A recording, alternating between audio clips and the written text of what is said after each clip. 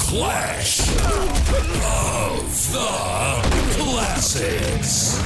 Hey everyone, that's right, it's time for Clash of the Classics. I'm Donnie. And I'm Chris. Hey, welcome you to another episode of Horsepower for an Hour. This is going to be some fun today. If you're new to our show, maybe this is the first time you're tuning in, you're going to find every week we roll the clock back, we pit two classic models against one another, and we typically have a blast doing it. We look at exterior stuff, we look at interior stuff, powertrain design. Then, as always, we vote on the car that we like here in studio, and we welcome you to let us know which car you like best. You can head over to our website, or you can leave us a message right here on our YouTube channel, whichever is easiest for you. These battles are fueled by the largest automatic transmission network in the world. They are the Automatic Transmission Rebuilders Association, or simply the ATRA. Well, today, going to change up just a little bit, Chris. Rather than battle two models, I kind of like to showcase one in particular and then kind of sort of briefly compare it to other models around that time period. Today it's all about the 1953 through the 1956 Ford F100 pickup. This is a truck that I think is near and dear to many people's hearts. In fact, of all the cars that we see at the different car show and different car events, this one is, without question, probably the most frequent car that we see. Yeah, we got it up on our wall, too. In fact, we do. We got one right behind you, don't we? Have a nice diagram, or it's more of a rendition of a 56 pickup truck. Looks great here on the wall. But when it comes to classic trucks, I think if you ask 100 people what their favorite model is, the chances are outstanding that you'll get 100 different responses. The 57 Chevy Apache is a big hit with folks. That 1950 Dodge D100, one of the coolest in terms of classic styling. And then when it comes to a 1955 GMC 100 stepside, who could argue that? I mean, that's that Chevy Apache or that GMC, those are awesome trucks. But for many of us here at Horsepower Broadcasting, especially Chris and I, the 1956 Ford F100 pickup, definitely the clear favorite. There are few trucks, and I think most people would agree with this, that have inspired the classic truck world quite the way the second-generation Ford pickup truck has, which probably explains the almost cult-like following that this thing has developed. Yeah, I mean, this is definitely the truck to end all trucks. I mean, even though it might not be my personal favorite, it's one of those things where it's like you got to give it up because it's just the coolest one.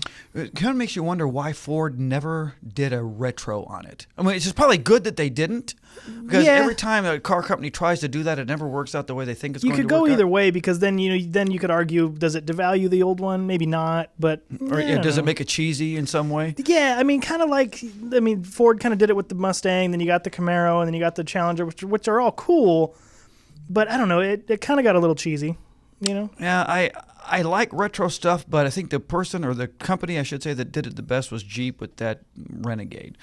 But in any event, 1953 through 1956 Ford F100 pickup had a cleaner, kind of more modern style than the first-gen pickup. It looked tough, had solid, good looks. I liked it. Another big part of that F100's appeal was a well-designed cab. This thing was comfortable to drive, was easy to reach controls. There were a lot of critics of the early second-gen truck that contended that they weren't that powerful. And, maybe there's some truth to that.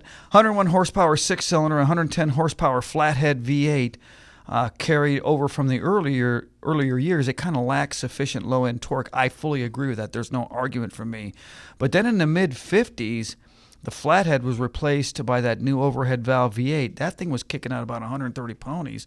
And then late 1950s versions of the V8 generated somewhere, I think, 176, maybe even 180 horsepower.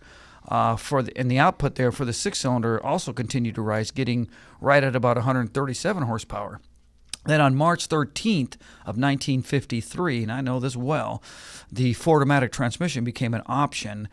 And of all the automatic transmissions designed in that time period, again, I've said it many times, that cast iron Ford-O-Matic, probably one of the best, if not the best, on the planet. The gear train was so reliable, Ford used this design all the way through 2009 in their AOD and their AODE. There were a lot of revisions that occurred, obviously, over many decades, but the basic gear train endured for 55 years. You talk about wringing every single dollar out of your investment money. That's getting it. Oh, absolutely. That's a legacy right there. 55 years on a particular design. I mean, there's no way you could argue with that. And then when it comes to the suspension, the original stock suspension was a bit unreliable. Many owners back in the mid-50s complained that it was difficult to keep the truck in the lane, especially at higher speeds.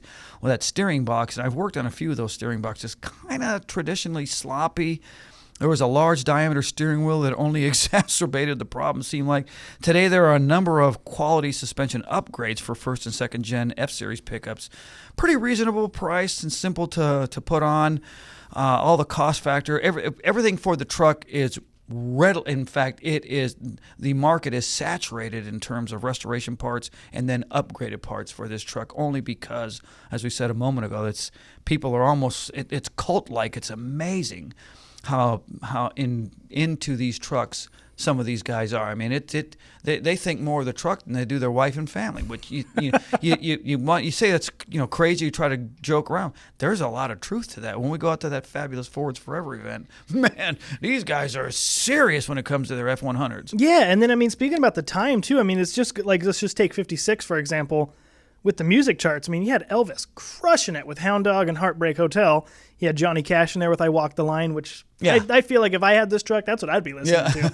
Yeah. But you had Perry Como with his probably what is the best song title of all time, and I quote, "Hot Diggity Dog Ziggity Boom."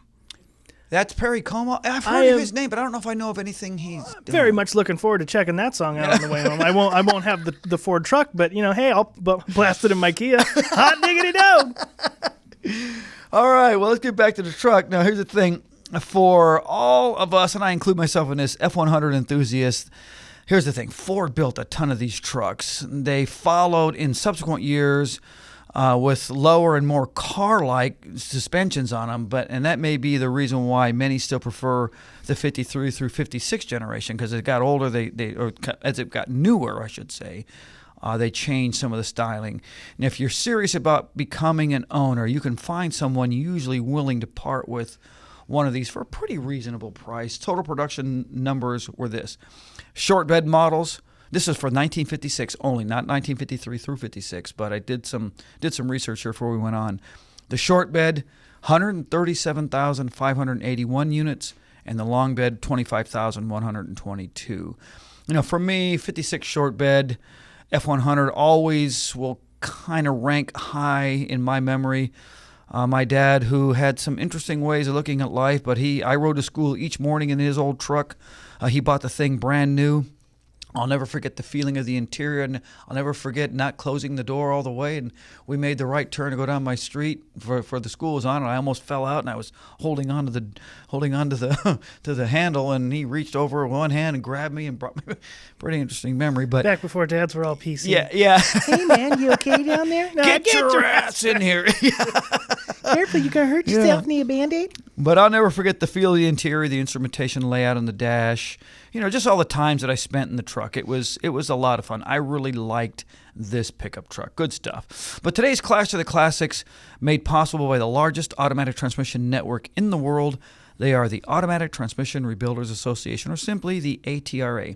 With certified service providers all across America, it is simple. It is easy to find peace of mind when it comes to transmission service and repair. Next time your car is having transmission problems, head on over to atra.com. You're going to find an authorized transmission service provider real easy right near you.